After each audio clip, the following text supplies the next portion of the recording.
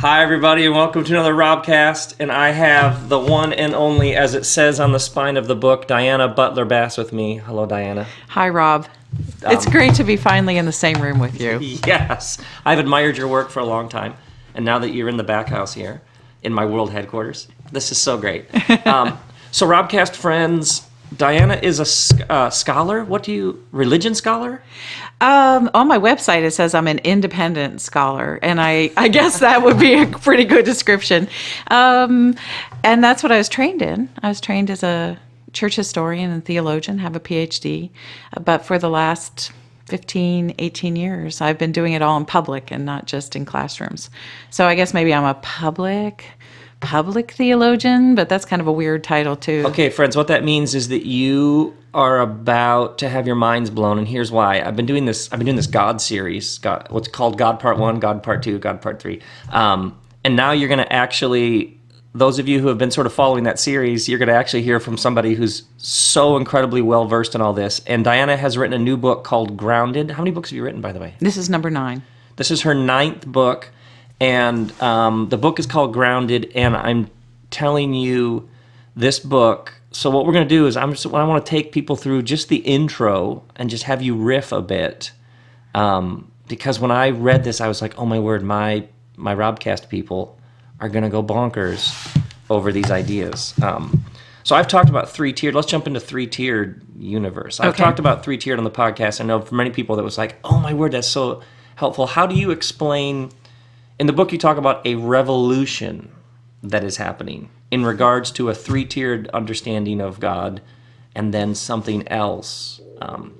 Let's start there. Yeah, the main idea of the book, this sort of central argument, as it were, is that we are living in a time when the old vertically structured universe, and I explained it as the three-tiered universe, God in heaven, us here on earth, and all that stuff down below that you don't really want to talk about. Ominous bad stuff. That's right. It's like, we don't really know what's upstairs, but we always wanted to go there, but downstairs was always a bad idea.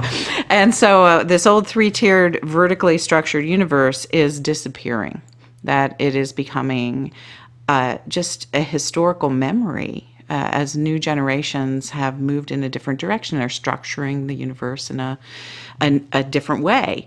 And so the restructuring that is taking place is that we are now living in a horizontally structured universe where there's only one real reality, and that is this reality that we know, the earth, the world. And what I think is really interesting is that even physics, quantum physics, is doing this restructuring work. So we as regular people are shifting out of a vertical structure towards a horizontal one, but so is physics, so is science, saying the old multi-tiered universe with a distant truth and us here that's separated from that doesn't really exist, but instead we live in a web of life, or we live in universes that are stacked together, sideways, like as in parallel universes. Yes. And so all of this talk from the highest of scientists to my 18-year-old daughter, when she talks about the nature of reality, she does not talk about a vertically structured universe. God who's up there, who may or may not come down here. That's correct. And do things from time to time, who do you then have to try and prove the existence of? Right. Instead, what I see younger Americans talking about is a God who is with us, if they still believe in God. But they're very, very interested in the natural world. They're interested in the world of their friends, their relationships, their neighbors. And so this shift between the vertical towards the horizontal is the shift that I'm exploring. And we can play with that a little bit more as you like. Wow. Yeah, I always say that we went to the moon and discovered that God isn't up there. Yeah. And that much of the Bible is written with vertical three-tiered language. So Jesus came down, light of the world, you stepped down. And it's not wrong, it's just how people used to understand the universe. And now we know what's above the clouds. And it's not somebody in a beard in a robe. It's endless space at some level. Right. And I even think about the architecture of the church. You go through most towns anywhere in Europe, the United States, where Christianity was dominant for so many centuries, and the architecture is that of the steeple. What you basically are looking at is essentially religious rocket ships pointing towards up. Yeah, it's all up. Pointing up. And it's like you walk up to a church and their architecture was showing you what the whole theological point was. And the whole theological point was to direct your attention. And it had a point. Towards heaven. Literally. It literally had a point. On top of the steeple. That's right. It was like a big arrow pointing up to God. And so we have this external architecture of the vertical universe that's all around religious life that we sort of take for granted. But the truth of it is that nobody builds buildings like that without some sort of idea or ideology or philosophy or theology behind it. Yeah. And the theology behind it is if you just take a moment, you realize what it is. It's all pointing towards a God in heaven. And so you have this external structure, but what's fascinating to me is that the internal structure of most religions is also like that. And so one of the things I talk about in Grounded, just kind of briefly, is that in the old vertical three-tiered universe, you have heaven, earth, and hell. And the primary problem is we're on earth. We have to figure out how to get into heaven and avoid hell. So you want to go up and not down. And how does that happen? Well, I think that the church not only is shaped like a giant pointer towards God in heaven, but we structured internally our theology and our sacraments and our sort of life of practice as what I call the holy elevator. Oh, interesting. And it's the elevator that brought things down from heaven. Holy stuff got put on the elevator by God up there in heaven. And God would send down, for example, God's word or the sacraments. So if you're a Catholic, God would put 7 in, or if you're a Protestant, there'd be 2. If you're a Baptist, you get a couple ordinances. and grape juice, not wine. Yeah, that's right, or grape juice, and also rule books, what you're supposed to do or not do. God would send those down. And then, so God puts stuff in the elevator up in heaven, sends it down to us, and at the doors of the holy elevator, there are the holy elevator operators, who we've actually sent to elevator operator school. Oh my goodness. And those, of course, are This metaphor is so ridiculous. It's such a cartoon and a caricature, and yet it contains so much truth. You know what I mean? Well, I keep telling people it's a little crude, but what could be more appropriate description of the church over the last 500, maybe 1,000 years? And then if you do say, believe, follow, commit, buy, whatever it is, that will then get you in, and you push the right button, and then you go up. That's exactly right. So the minister, the person who's gone to Holy Elevator Operator School, turns around with this stuff and says to the people who are gathered there, want to know what God has sent down in the elevator, do this, just like what you said. Follow these rules, take this bread and wine, buy this product, listen to this word. And if you do that, when you die, I will press the up button. Yeah. And let you ride up rather than pressing the down button. And that has essentially been the function of religion over the last couple of centuries. And that is what people are rejecting. That understanding of religion. That understanding of religion is going away. Because if people don't believe in a three-tiered universe anymore, what good is an elevator church? Right. And you and I were just talking before we turned the mic on, that so much of what is the headline on the website, the sort of research findings, people are like, no, you just need better music, you need a cooler building, you need better coffee. Mm-hmm. And because I've always had this, no. You need to talk about the God who's behind it all. That's right. You need to talk about the thing behind the thing behind the thing, because if people are fundamentally either suspicious of that being, because that being is going to send billions of people to hell, or they don't even have the framework anymore. Mm-hmm. That's the issue, the thing behind the thing behind the thing. Yeah, and that's what Grounded really became for me. I realized that my own understanding of God was changing. And that here I was, primarily for the last decade, have been working with liberal Protestant congregations and trying to help them be more viable and vital. And a lot of that work was around spiritual practices and helping people engage the world in richer and better ways. And I loved that work. But one of the things I realized was that even the most vibrant churches I was working with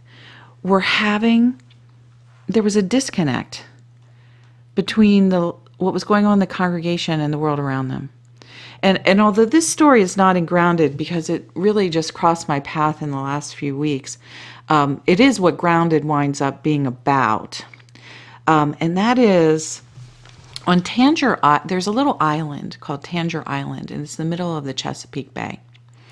And it is one of the pieces of geography in the United States that is sinking fastest under the threat of global warming and rising sea levels. Now, Tangier Island has been settled since the 1650s, and on Tangier Island is this amazing Methodist church.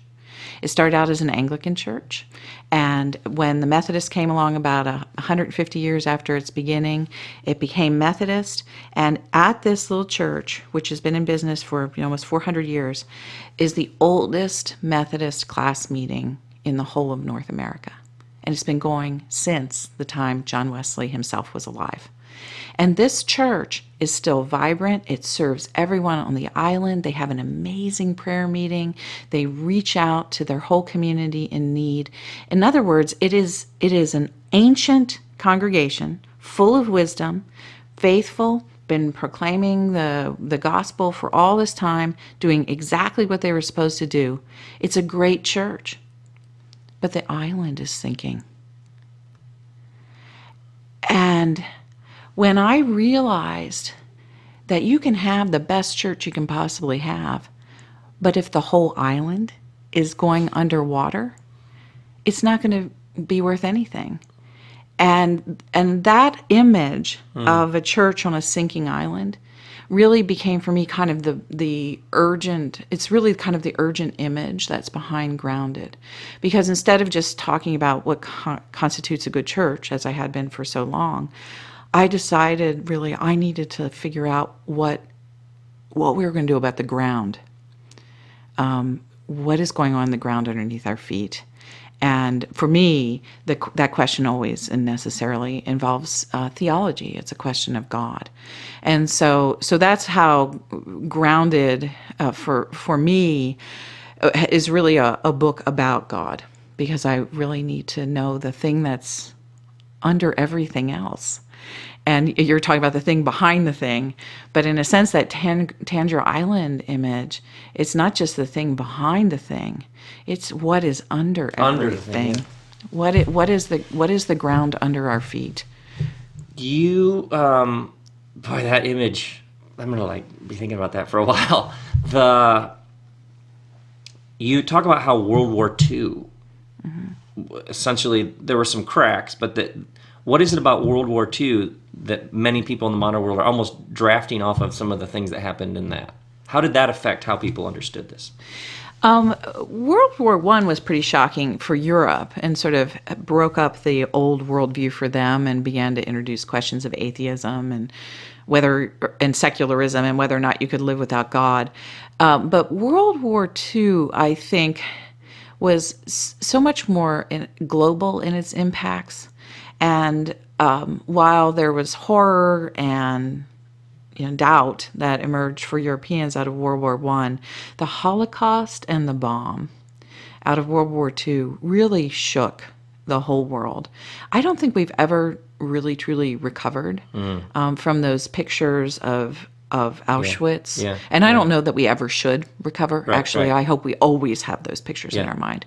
And also the pictures of Japan and those bombs dropping, and realizing that the idea of destroying the world was not just left in God's hands anymore, but that we could actually physically destroy the world. And that whole constellation of global destruction and the true horror of what human beings could do to one another, I think began to, in a sense, that's been the rising sea level of the last 60 or 70 years. And I think at first, a lot of really nice people just tried to ignore it and thought it would all go away.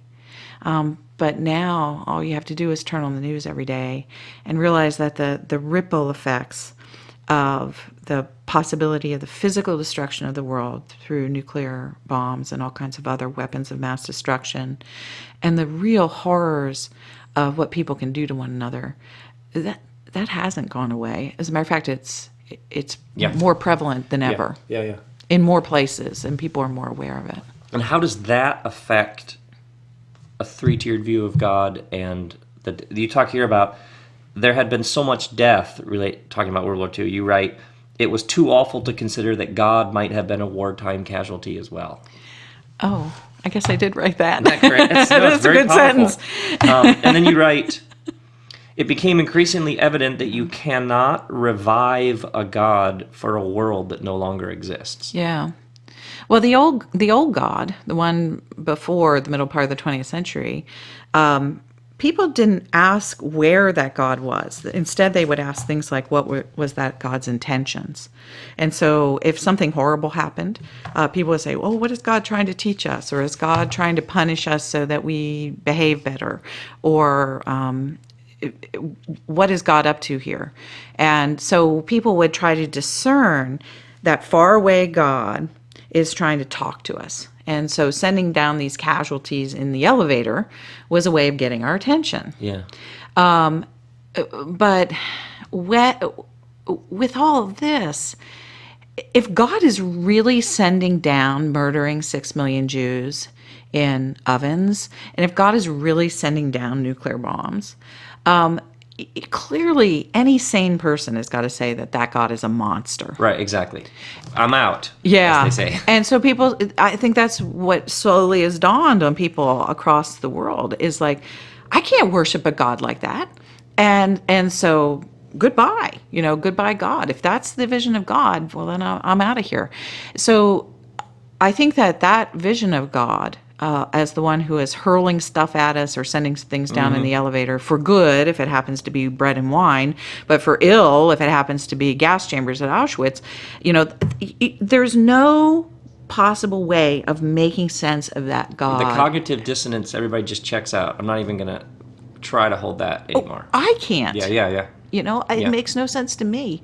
And so the question for me, increasingly over the last, maybe 15 years, especially since 9/11, I think that was for me the moment in which I really understood finally what Holocaust theology was all about, or what people were talking about in the 1960s when they talked about the death of God. Yes. So for me, that moment was 9/11, and I kept thinking not what is God intending here, but I began to ask the question in my own heart and soul: where is God? Where is God in the midst of all of this? And that has occupied the better part of my theological imagination for the last, since 2001. So it's almost 15 years now, and I didn't realize that other people were asking the same question. That's always how it is, isn't it? You have this thing in your heart and you start sniffing around and then you discover other people are thinking about this as well. Yeah, and I'm not really asking the question, who is God? I mean, to me, that seems fairly obvious, is that God is compassion, God is love, God is a sense of mystery, God is awe and wonder. So there are all kinds of ways that I knew who God was, but where was the thing I couldn't figure out. I mean, where was really the question for me. Some of my friends, the question is, why God? And I understand that question. That comes out of that Holocaust moment of horror. But the question for me is, where? If I really do believe in a God of love and compassion, if I really do believe in that sense of wonder, I sometimes refer to God as the unfinished sentence. Oh, nice. It's the place you're a writer too, and so you sit there and you can't quite finish the sentence. And there's something really sacred in that. And so I think of God as being that the unfinished sentence. And So if that is all God, where is that God right now? Where is that God when ISIS is beheading people on the internet? Where was God at Katrina? Where is God? And you quote Heschel, who I love, Abraham Heschel, referred to the God of pathos, the God who loves the world profoundly, who feels with creation and participates in its life. Yeah. I spent some time this past fall reading the book of Job, which sounds like a downer, and I'm kind of actually I think happy. it's kind of awesome. I'm sort of a happy person. Well, good. I'm glad you like it because Yeah. I do too. Because the question, "Where is God?" And I think that Heschel knows this, and it shows up in his writing. But the question, "Where is God?" One of the few places that question is actually asked in the Bible is in the book of Job. And you get up into, I think it's chapter 32 or 33. It's towards the end of the book. Job actually is so frustrated, and so many hideous things have happened, and the three worst friends in the history of humankind have already, Right. given their sermons about how Job needs to get his act together. Yeah.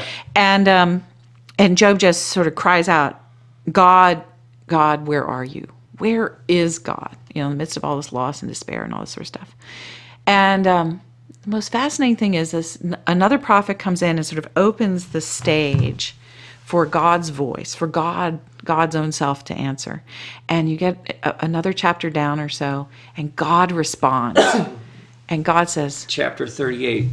Brace yourself like a man, and I will question you, and you shall answer me. Where were you when I gave orders to the morning? Where were you when I said the lightning bolts? Look at the stars. Oh, it's so good. He says, where were you when all this creation happened? Look at the stars. Look at the mountains. Surely look you at know the creature. You were already born. You have lived so many years. And you think about that. And what to me, and this was for me the discovery of Grounded, is that sense of loss, that sense of agony, that sense of where the absence of God, is really it's honest, and it's biblical, and it is human, and for us to be able to articulate it is part of our journey. But then the other piece, so there's a kind of a friend of mine calls it the prophetic agony of the soul, this prophetic loss. But what the answer is creation and beauty. God answers the question of agony, pain, and loss with, look at the stars. And so prophetic grief and prophetic beauty collide in the book of Job.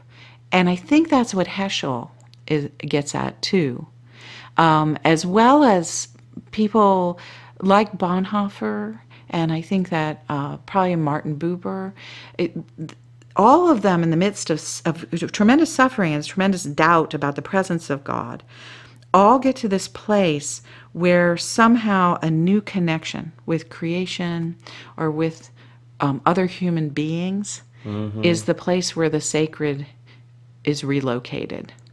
And so the question, where is God, is a question, it winds up being answered by, I am with you. I am with you. Yeah. I am with you in creation. I am with you in the love of your neighbor. I'm with you in the relationships of your friends and family. I'm with you in this friendship, I'm just with you. And so that is the mysterious location of God, and that's the pivot between the horizontal and the vertical and the horizontal universe. Is that in the old structure of the vertical universe, God wasn't with us. God was in heaven, and God would send stuff down for us or bring us up to God. But that whole I hate that vertical language. It makes me crazy. There's so many hymns that talk about grace coming down. I can't even sing those hymns anymore. I have this picture of this elevator with this box that says grace, and it sends down on the elevator, and they open the box. It's like Pandora's box at the base. Like an Amazon drone delivery where it just comes onto your front porch. Yeah, and I can't do that anymore, because what if grace doesn't come down to us? What if grace is look at the stars Who have been there the whole time that have been there the whole time. that you are now waking up to. That's And correct. opening your eyes. That's correct. Okay, you write. There's such great writing, by the way. I just love. I mean, God has become unmediated and local, animating the natural world and human activity in profoundly intimate ways, which I love. Now, we have to talk about the minor chord, because you say, of course, what you're talking about, all throughout Grounded, what you're talking about has always been the path of mystics in the world's religions, what I often call the minor chord of faith, is what you write. Now, however, the personal, mystical, immediate, and intimate is emerging as the dominant way of engaging the divine. I'm married. Kristen is the mystic to the bone.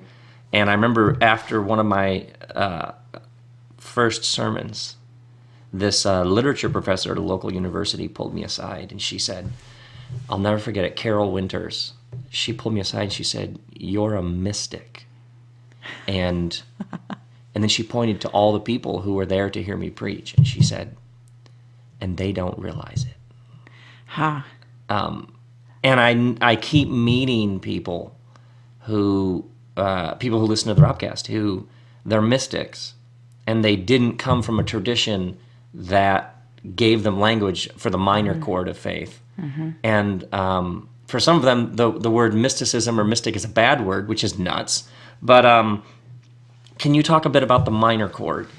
Yeah, as you were reading that passage, I thought about the bad rap that mysticism often gets. Yes. Because sometimes I think the stereotype of mysticism is a person who sits in a dark closet and has all kinds of wonderful experiences about God. In liberal Protestantism, where I hang out a lot, we refer to those people as navel gazers. And there has been for a long time a sort of a tension between the contemplative life and the life of social justice. And oftentimes Protestants have split those things in half, saying that, well, it's really about serving the poor. It's not about, praying in your closet. But you know what? I think that is such a misunderstanding of both of those things.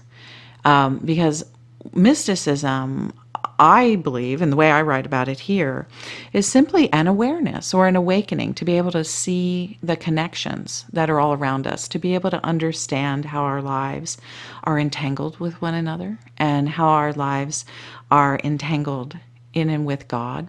It's I use the image a lot of the web in the book to talk about the horizontal reality, and mysticism is seeing that, because sometimes those threads seem pretty thin. We just kind of get concentrated on whatever is immediately in front of us, what we're worried about. But if you develop your sight to be able to look at those connections, those points where it's not just what is immediately in front of you, but that there is this much bigger picture. Some of those things are mysterious. Some of them are kind of invisible. Some other religions refer to it as synchronicity. And to be able to really see that and to appreciate it. And I think that that's the thing that saints and mystics through the history of the church have been able to do. For some reason, they could develop the capacity to see those connections when the connections weren't necessarily obvious. And right now, one of the little statistics that I kind of find fascinating in all of the new kinds of data that's coming out on religion — we have so many wonderful groups doing analytical, research in religion — is that 49% of Americans report that they have had a mystical or spiritual experience in their life that has somehow been transformative. And so that means 1 out of 2 of us is walking around on this planet having had some sort of amazing experience of God, of wonder, of the divine that made a difference to who we are. And we lack language for talking about it. And as I said, part of the reason I love that statistic is that question was asked in 1962 by Gallup. And in 1962, only 22% of Americans said that they had that experience. And it means in our lifetime, really, it has more than doubled. And so that's really interesting. It is really interesting. And the just 3 weeks ago, the new Pew report came out on shifts in American religious landscape. And the headline, of course, was the number of people who are the nuns. The nuns are rising. Nuns meaning people not going to church, not people wearing habits. That's right. Nones. I usually spell it out. So that people who are none of the above religiously, that's rising. It's now 23% of the population. American religiosity is softening. People have lessened and eroded senses of religious identity. So this was the report. But on page, I think it was 27 of the report, you have to read it. Because you would read. Do. Yeah, the difference between you and me. I would be like, some study, and you'd be like, no, on page 27, third paragraph down. Well, you asked me if I was a scholar, and so I guess that's what happens. Scholars read all of it. Yeah, we read all the back pages. And so anyway, on page 27, there is an incredible set of questions. And the questions were things like, have you in the last week experienced a sense of deep peace and well-being? Have you in the last week experienced a sense of awe and wonder in the universe? Do you understand your life primarily as a quest for meaning and purpose? So these are all questions about spirituality, about connection, really about mysticism, but don't tell Pew that. Yeah. But so religious identity is dropping, church membership is dropping, the number of people who are disaffiliated is rising, and on page 27, what we have is the number of people in the United States who have felt deep peace and well-being in the last week is 65% of the population. 52% of the population has had a sense of awe and wonder at creation or the universe in the last week. Most Americans, I think it's 75%, are looking for a sense of purpose and meaning and see that something that has to do with their spiritual life. Of course. And so I looked at this report, and all the newspapers were pitching the report as religion is declining. And I'm reading page 27, and I thought to myself, but mysticism is rising. And I really am wondering, if we think of mysticism as being this deeper sense of connection, having this grounded sense of well-being, everything, all shall be well, all manner of things shall be well, from Julian of Norwich. If that is actually really growing in American society, yes, are we living in not the age of the decline of the church, but the age of the rise of the mystics? Yeah.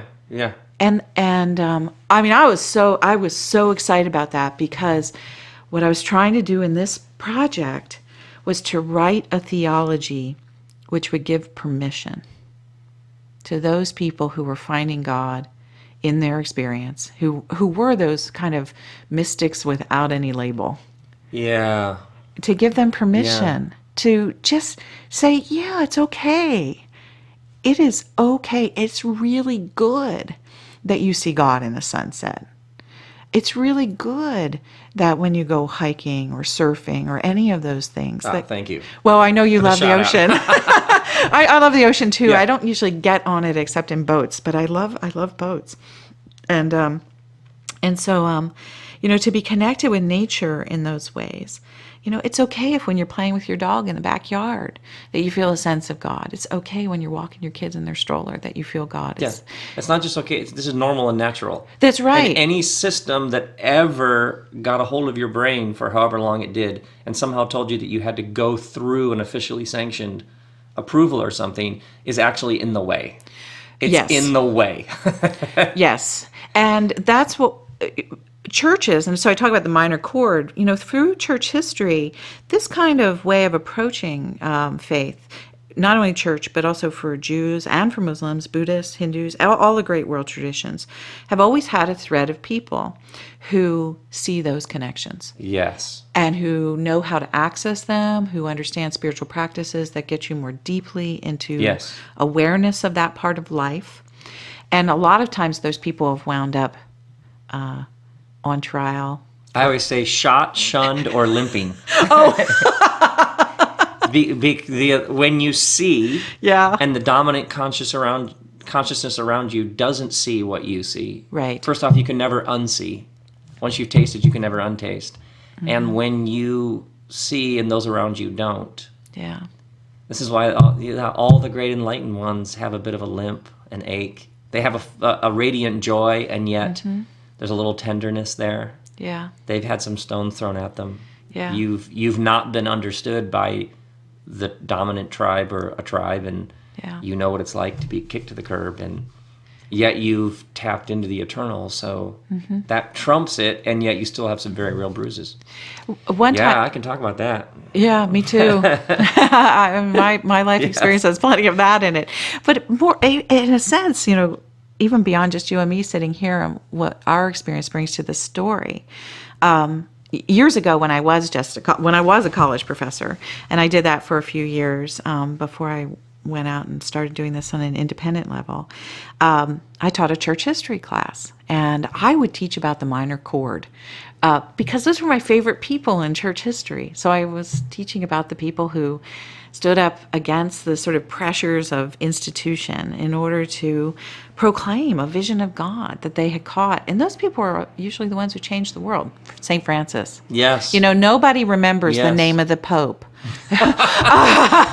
And nobody has statues of that Pope who opposed St. Francis in their garden. Right. And so I've never seen anybody with a statue of a pope in their garden, except for maybe at the Vatican. The Pope might actually have some statues of other popes, but he gets a pass. And so when it comes to our heroes are really usually the mystics. The minor chords. The minor chords. And so that's the way I taught church history. So I got through this one semester when I was teaching. My first job was teaching at an evangelical Christian college. It was such a mismatch. But they were great students. And there are a lot of great students who come out of great thinkers and great writers who come out of that world. But so I had these great students, and they loved this class, even though my colleagues were very worried about it. And one of my students said on the last day of class, Professor, and then I was just a Butler then, Professor Butler, I loved this class, but I have one question. And I said, what's your question? And he looked at me and said, was there anybody in church history who died in their bed? I just went, oh my gosh. All I presented are the people who got in trouble. And a lot of those people. So if you want to really make a mark, you're probably going to get hung. Well, that's or crucified or shot. Apparently, that was the thesis of my class, and I didn't notice. Well, but I think it's very. I can only imagine the number of people who are listening to this podcast who are having very real experiences of life and vitality and union and one taste and. They're seeing all sorts of new colors on the spectrum, and they are in a family system, business, church, neighborhood, friend group with people who perhaps aren't seeing the same things. There's always a cost. Yeah, there always is a cost, but this is the thing that I'm wondering about now. When I talk about the rise of the mystics, or that the minor chord I think might be becoming the major chord. If that data is true from Pew, that means that our fears might be misplaced about talking about such experiences.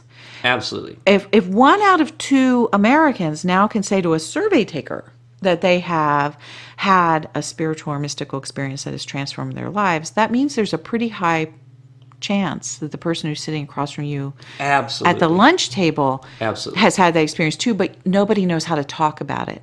And so all we have is this sort of what I would call woo-woo language about mysticism. And what I was trying to do was to put it in a framework, in a set of stories that is about everyday life. Yes.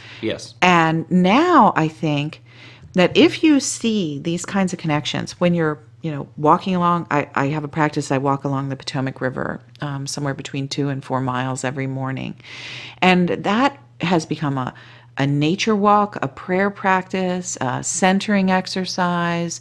I notice things about the world around me. It is actually an experience of both my world, it's an everyday thing, my feet are on the ground, and yet it's mystical. And I'm just a mom in Fairfax County, Virginia. Now, I'm not a nun. I happen to, as an N-U-N, so I don't live in a convent. Yeah.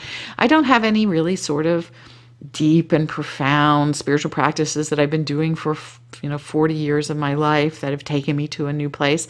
I struggle with prayer. I have a teenager who's bucking for independence. I have a car that breaks down. I have a mortgage to pay. And yet in the midst of all of that stuff, that is the template. That is the stage, I guess. That's what I would want to say. That's the stage where this kind of new mysticism is arising. It's a mysticism, a connection of everyday life. And I think what's happening is that regular people like me, regular people like you, we're essentially kind of storming heaven, if you kind of get that. Or at least we're storming the elevator shaft, and we're taking it all out ourselves and not waiting for those authorities to hand us this stuff. And we're saying we can handle holy things. We can understand these connections. We can preach these sermons. We can see the food that we set at our table as sacrament. And that is a revolution. And I think it's happening everywhere. And if people are experiencing that, they should be encouraged. They should not be worried or ashamed or want to hide, because they have a lot of friends. And they might just not know it yet. Yes. It cracks me up that a pastor will want to meet to have some spiritual questions, and they'll be the pastor of some mega multi-million-dollar church with a huge budget and staff, and they'll be like, we got this new thing we're doing. We're trying to get people connected with each other in their neighborhoods. Oh. And so that people can have, we're doing these backyard barbecues, and I'll always burst out laughing that your big, giant, shiny mega church is spending all of its time and energy trying to get people to have meals with each other. You don't need millions and millions of dollar budgets for people to have meals with each other. That's right. I can kind of just go across the street to my neighbor Jeff, and we'll have some wine together. That's how it works in where I live. I don't need anybody to do that. But just this awareness that there is a divine presence here and now, and there is something happening right now. Now, you say something here. At the same moment when massive global institutions seem to rule the world. Mm-hmm. How do you like being read your own book? By the way. Actually, I like it. You're like, oh, it's pretty good. At the same moment when massive global institutions seem to rule the world, there's an equally strong counter movement among regular people to claim personal agency in their own lives. We grow food in backyards. We brew beer. We weave cloth and knit blankets. We shop local. We create our own playlists. We tailor delivery of news and entertainment. In every arena, we customize and personalize our lives, creating material environments to make meaning, express a sense of uniqueness, and engage causes that matter to us in the world. And then you say, so in our spiritual lives, we're doing the same. Yes. It's just so insightful. I had never made the connection, the economic dimension of all of this. Because of my friend who makes my surfboards, and all my friends who are opening little shops, and they're brewing their own beer, and they're owning things at some level. And at the same time, owning their relationships and the sense that there is a divine presence right here, right now, for all of us. Yeah, I think it's really exciting. I do think it is almost a protest movement to that global sort of corporate control.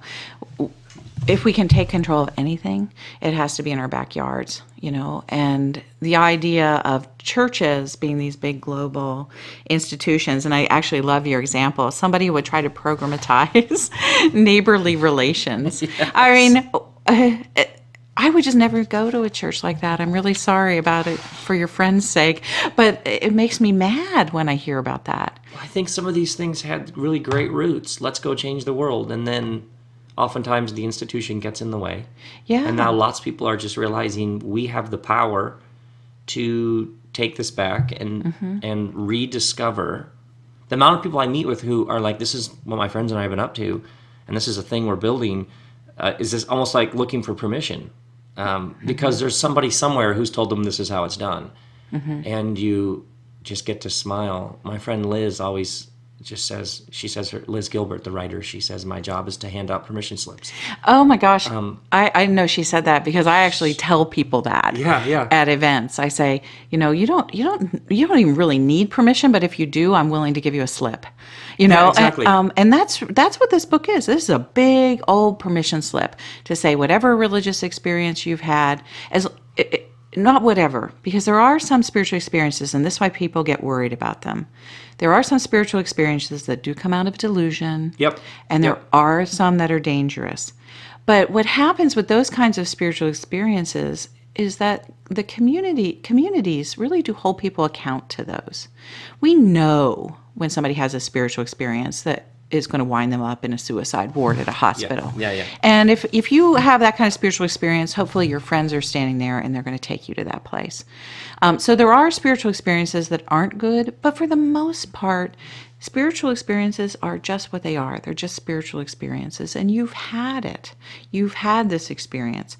So the question is not, is it good or is it bad? But the question is, what are you going to do with it?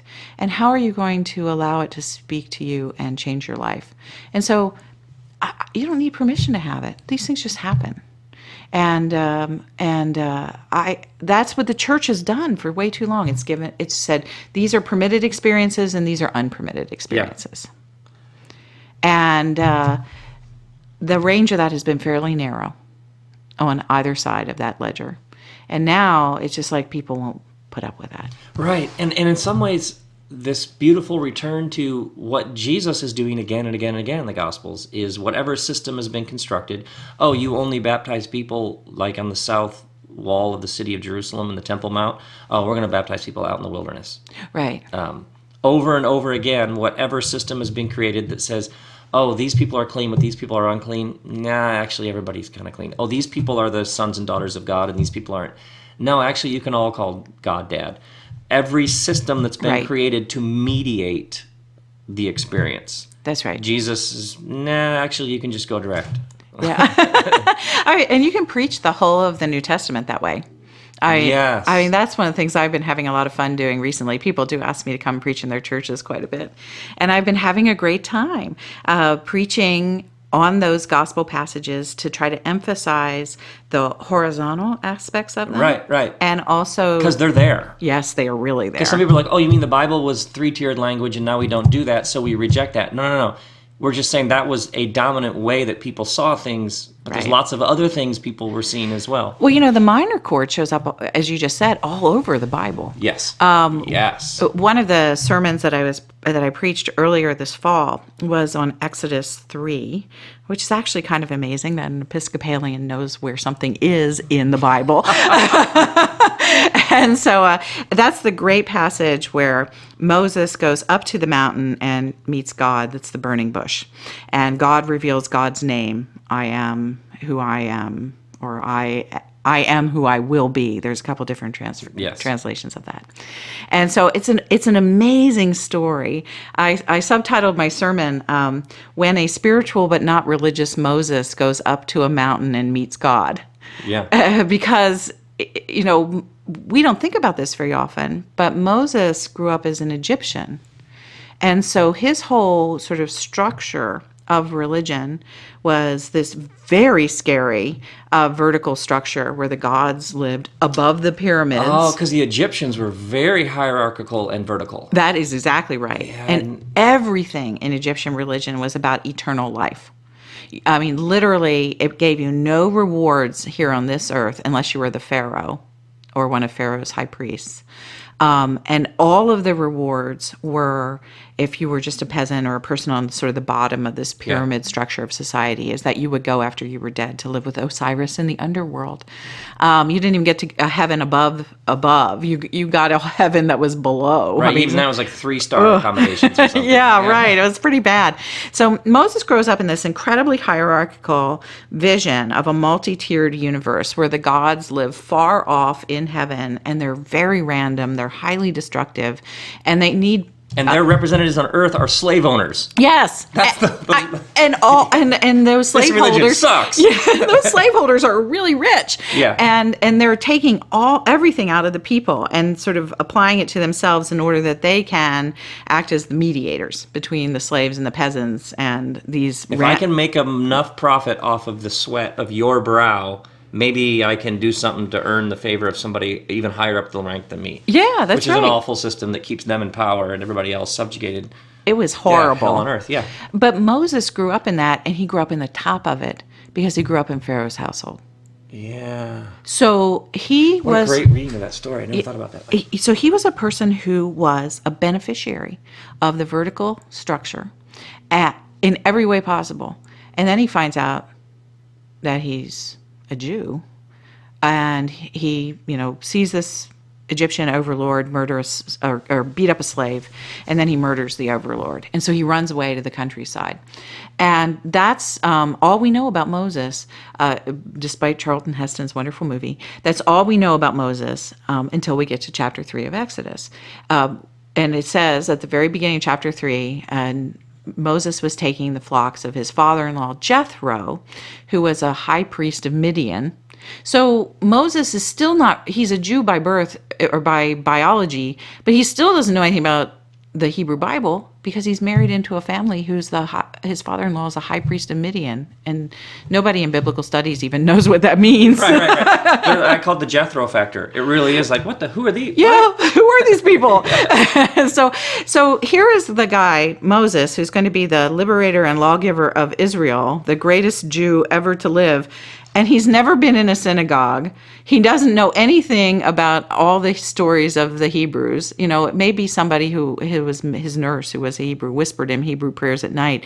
But he doesn't know what those mean. He's grown up in a completely different system. And the system is hierarchical, vertical religion. Oh, man. And so he takes this flock up to a mountain. And so here's the person, the spiritual but not religious Jew, going on a hike up to the mountain, and he knows that he's supposed to believe in the God of Israel, but he doesn't know anything about the God of Israel. And so what happens is that there's this bush, and it's on fire, and from it comes a voice, and it says, Moses. And what I love about it is Moses says, here I am. And we don't necessarily think that there are two I ams in the story. There's Moses and there's God. And the voice from the bush says, you're standing on holy ground. And so Moses, the I am, here I am, is standing on holy ground.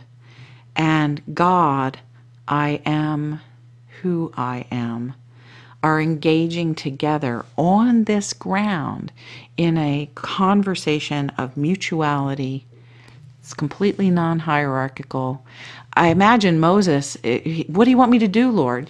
So he's thinking Pharaoh, who do you want me to enslave? How should I please you? Oh, that was what he would have known. Right. And so he was probably thinking about that hierarchical vision and that God up there, those gods up there in heaven who would want him to do something to mediate on. Go make somebody's life miserable somewhere. Yeah. Come on. So he's thinking, how's this guy going to want me to set the Jews up on top? And who are we supposed to enslave in order to, make a new kind of world? And God says, well, I don't really want anything from you. I have heard the cry of my people and I love them. And I want you to go and tell them that. And I'm going to free them. But wait a second, what am I supposed to do? I have heard the cry of my people. I love them. And I'm going to free them. And Moses says, you're kidding me. Yeah. And he said, well, what am I supposed to tell them? And he said, well, just tell them I am sent you, which is the goofiest thing ever for God to say. And then he said, I want you to bring them back here. There is a condition on this. I do want you to bring them back here. I want you to worship me here on holy ground. So he doesn't say, I want you to build a temple or put up pyramids or construct a whole new system. I want you to just bring them here. You're going to worship me on this mountain. And I'm going to give you a land. And when I preached in that sermon, I was preaching the sermon about that contrast between the vertical structure that Moses grew up in and what God is telling Moses is the covenant. And the covenant is about the land. It's about relationship. It's about love. It's about justice. And that is the core story of the Hebrew scriptures. And it's not a story about the three-tiered universe. It's a story about two I ams meeting at a bush. That's good.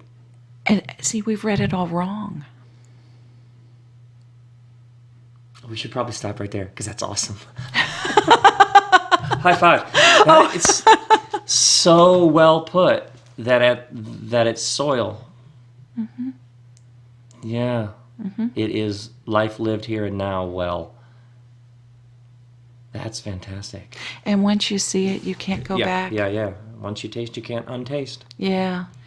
And I am actually very excited. I think that we live in a time when that is what people are hungry for and that is what people are really seeing. And I think that all of these things are connected. Those things that I write there about, craft beers and farmers markets and learning to love in my neighborhood and things I don't write about that are implied here. Things like Black Lives Matter or things like, Occupy Wall Street and things that are remaking the world around us.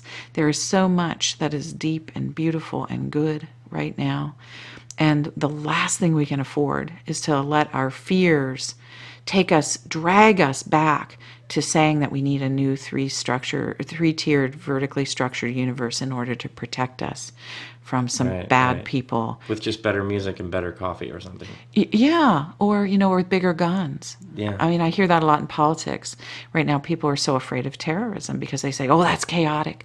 And so we have to restore order in order that we're all going to be safe. Well, safety doesn't come from a vertically structured, ordered universe with people with big guns.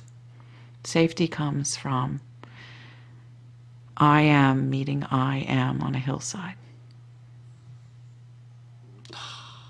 That's so good. Thank you so much. So good. So well said. So moving. You and I have a similar buoyant, these are really exciting times. Mm-hmm. And everybody wants to talk about these things. And we're free to talk about them and explore them and build things. And I love that about you. I love that. And the book has that sort of jumping off the pages, this sense of like, look at this extraordinary thing that's happening and it's so good. Mm-hmm. Oh, how can people get a hold of you? I'm pretty easy to get a hold of. I have a website, which is just my name, dianabutlerbass.com. And I love Twitter and Facebook. And I hang out on social media when I can and connect with readers and ideas. And so people can reach me through social media. And if they want you to come speak at their barbecue, beer craft, house, church, comp, whatever, that's at your Diana Butler Bass website. It is. And the book is Grounded, Finding God in the World, A Spiritual Revolution. Peoples, I'm telling you, the kind of things I talk about in this podcast, this is exactly the kind of things we've been talking about. And only you just have so much depth and great language, and it just takes it all way farther. Oh, thank you so much. I like to consider this book, I call it my theology for people who are searching Barnes and Noble for a new way of putting together their story. And so this really is theology. It really appeals to church history. It appeals to great world religions, but it's done in such a way that invites, I hope, a conversation of people who are not embedded in the traditional kinds of language of theology. I'm trying to reach beyond that. Yeah. So it's fantastic. Tell new stories. Get your friends, get some bread and wine, get the book, read, discuss. Thank you so much, Diana. Oh, thank you, Rob. This is wonderful. Grace and peace, everybody.